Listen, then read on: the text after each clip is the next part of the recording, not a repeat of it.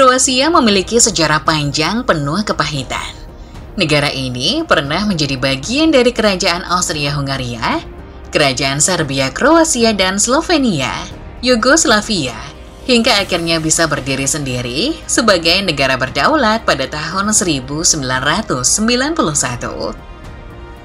Meskipun perjalanan menuju kemerdekaan dipenuhi dengan rintangan, Kroasia kini telah berkembang menjadi salah satu tujuan wisata paling diminati di dunia. Saking luar biasa indahnya Kroasia, dilansir Lonely Planet, Kroasia berhasil menempati urutan ke-10 sebagai negara terbaik untuk dikunjungi pada tahun 2024. Dengan banyak pemandangan tempat-tempat bersejarah, rangkaian pegunungan yang memanjakan mata, hingga garis pantai indah dengan ombak yang merdu, mampu menghipnotis siapapun yang melihatnya. Bagaimana tidak terpukau, ombak laut di Kroasia pintar bernyanyi loh, Gilovers. Tidak hanya itu, bahkan pantainya juga bisa berubah bentuk. Gilovers, beginilah ajaibnya alam Kroasia.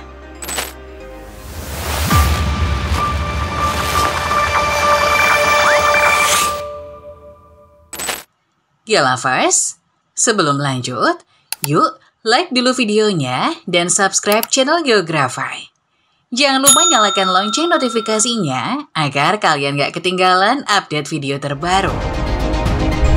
Kroasia berbatasan dengan Slovenia di barat laut, Hungaria di utara, Serbia di timur, Bosnia dan Herzegovina, serta Montenegro di tenggara. Di sebelah barat daya, garis pantai Kroasia menghadap Laut Adriatik yang memanjang sepanjang 1.777 km, menjadikannya salah satu negara dengan garis pantai terpanjang di Eropa. Negara yang berbentuk seperti bulan sabit ini dihuni sekitar 3.985.466 populasi pada tahun 2024, yang menempati wilayah seluas 56.594 km persegi. Sehingga menempatkan Kroasia di urutan ke-130 sebagai populasi terbanyak di dunia, dengan kepadatan penduduk kira-kira 72 orang per kilometer persegi. Kroasia secara umum terbagi menjadi 3 zona geografis utama. Yang pertama, di utara dan timur laut Kroasia, terdapat daerah dataran rendah yang disebut dataran Pannonia dan Para-Pannonia. Di utara Zagreb, ada perbukitan Zagorje yang merupakan bagian dari pegunungan Alpen Julian. Sekarang, daerah ini dipenuhi dengan kebun anggur dan kebun buah. Perbukitan ini memisahkan lembah sungai Sava dan Drava. Di sebelah barat dan selatan dataran Pannonia yang menghubungkan daerah ini dengan pantai Adriatik, terdapat sabuk pegunungan yang termasuk dalam pegunungan Alpen Dinaric. Di daerah pegunungan ini, yang sebagian besar terdiri dari batu kapur, tanahnya kering di bagian puncaknya. Namun anehnya, di bagian yang lebih rendah, terdapat hutan yang lebat. Gunung tertinggi di Kroasia yaitu Gunung Dinara dengan ketinggian 1.831 meter terletak di sabuk pegunungan ini. Yang terakhir dari zona geografis Kroasia adalah pesisirnya. Pesisir Kroasia meliputi semenanjung Istria di utara dan pantai Dalmatian yang membentang ke selatan hingga Teluk Kotor.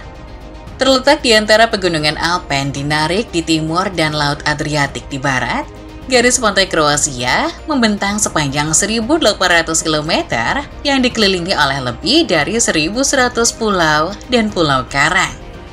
Banyaknya pulau ini menjadikan Kroasia sebagai salah satu negara dengan garis pantai terpanjang di Eropa, dengan keanekaragaman kondisi pulaunya. Ada yang padat penduduk, ada juga yang tak berpenghuni. Namun dari ribuan pulau dan panjangnya pantai Kroasia, salah satu yang paling menarik perhatian adalah Pantai Zlatni Rat, yang terletak di sebelah barat kota pelabuhan Pol di pantai selatan Pulau Brač, di wilayah Dalmatia. Pantai Zlatni Rat sering disebut sebagai tanduk emas karena bentuknya yang khas dan menonjol ke laut. Pantai ini memiliki bentuk sempit yang memanjang dan melengkung. membentuk segitiga yang menunjuk ke arah laut. Zlatni Rat semakin unik karena pantai ini memiliki kemampuan untuk berubah bentuk. Bentuk pantai Zlatni Rat kadang seperti ini, dan ini. Perubahan ini bukan karena pantainya angker ya, Gelovers, namun karena kekuatan alam yang mempengaruhinya. Arus laut merupakan kekuatan yang dahsyat. Arus laut terus-menerus membawa pasir dan kerikil di sepanjang pantai. Di Zlatni Rat, arus laut menyimpan kerikil-kerikil kecil ini di ujung pantai. Proses ini perlahan-lahan memperpanjang panjangnya pantai, seperti jari yang tumbuh ke dalam laut. Namun, arus tidak hanya bekerja dalam satu arah. Arus tersebut terus-menerus mendorong dan menarik pantai. Ditambah adanya angin di sekitar Pulau Brag, yang membantu pada pembentukan kembali pantai Zlatni Rat. Terkadang perubahan ini tidak kentara. Di lain waktu, setelah badai, bentuk pantai dapat berubah secara dramatis, sehingga menciptakan pemandangan yang selalu baru dan menakjubkan bagi para pengunjung. Tidak hanya pantai Zlatni Rat yang selalu membuat kejutan akan perubahan bentuknya, ombak laut di tepi laut kota Zadar juga bisa mengejutkan kita karena bisa bernyanyi. Iya, Gelovers, tempat ini disebut organ laut. Sesuai namanya, organ laut merupakan objek arsitektur dan sekaligus instrumen musik yang terletak di bagian barat semenanjung Zadar di Kroasia. Berawal dari pekerjaan rekonstruksi kacau yang dilakukan untuk memperbaiki kehancuran yang diderita Zadar dalam Perang Dunia Kedua, rekonstruksi yang kacau tersebut mengubah sebagian besar tepi laut menjadi tembok beton yang monoton dan tidak terputus. Kekacauan rekonstruksi ini semakin parah ketika Zadar mengalami kerusakan besar selama Perang Kemerdekaan Kroasia. Setelah perang, kota ini membutuhkan perbaikan serius untuk menarik kembali wisatawan dan membangun kembali identitasnya. Maka dari itu, muncullah ide untuk membangun proyek organ laut. Organ laut dirancang oleh arsitek Kroasia, Nikola Basic, pada tahun 2005. Nikola Basic ingin menciptakan sesuatu yang akan menggabungkan elemen alami dengan teknologi modern, sehingga menghasilkan pengalaman menikmati musik dengan gaya baru bagi penduduk setempat dan wisatawan.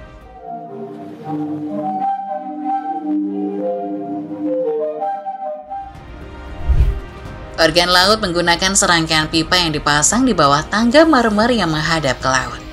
Pipa-pipa ini berbeda panjang dan diameter yang memungkinkan mereka menghasilkan nada yang berbeda ketika air laut masuk dan keluar dari pipa-pipa tersebut. Ombak laut yang terus bergerak memaksa udara masuk dan keluar melalui pipa, menciptakan suara yang mirip dengan organ. Organ laut resmi dibuka pada bulan April 2005 dan segera menjadi daya tarik utama di Zadar. Suara yang dihasilkan oleh ombak yang menghantam pipa menciptakan melodi alami yang menenangkan, menarik perhatian banyak orang dari berbagai penjuru dunia. Sama halnya dengan bentuk pantai Zlatni Rat yang terus berubah, melodi yang keluar dari instrumen pipa yang terpasang pun terus berubah tergantung kekuatan ombak yang menghantam. Karena keunikannya inilah, organ laut telah menerima berbagai penghargaan untuk inovasi dan desainnya. Instalasi ini diakui sebagai salah satu proyek arsitektur publik paling kreatif di dunia dan telah membantu Zadar mendapatkan reputasi sebagai kota dengan warisan budaya yang kuat. Setelah melihat ajaibnya kekuatan alam yang bisa menciptakan pemandangan yang luar biasa di Kroasia, kini, Mingeo akan menunjukkan ke kalian pemandangan tak biasa lainnya yang ada di Kroasia. Di jantung ibu kota Kroasia, Zagreb, terdapat Museum of Broken Relationship. Sesuai namanya, museum ini adalah tempat di mana kenangan cinta yang hilang dan pengalaman patah hati disimpan. Bukan sekedar museum biasa, museum ini adalah saksi perjalanan emosi manusia yang diwakili oleh artefak dari mantan kekasih di seluruh dunia. Museum ini didirikan oleh dua seniman yang mengalami hubungan yang hancur. Mereka menciptakan tempat ini di mana orang bisa menyimpan kenangan fisik dari cinta yang pernah ada. Ide ini berkembang menjadi fenomena internasional dengan berbagai barang dan cerita yang dikirim dari seluruh dunia. Setiap benda di museum ini menceritakan kisahnya sendiri. Pengunjung bisa melihat benda-benda sehari-hari, seperti pemanggang roti, gaun pengantin, dan surat-surat lama. Setiap benda disertai dengan catatan yang menjelaskan maknanya. Ada-ada saja ya, Gia Lovers.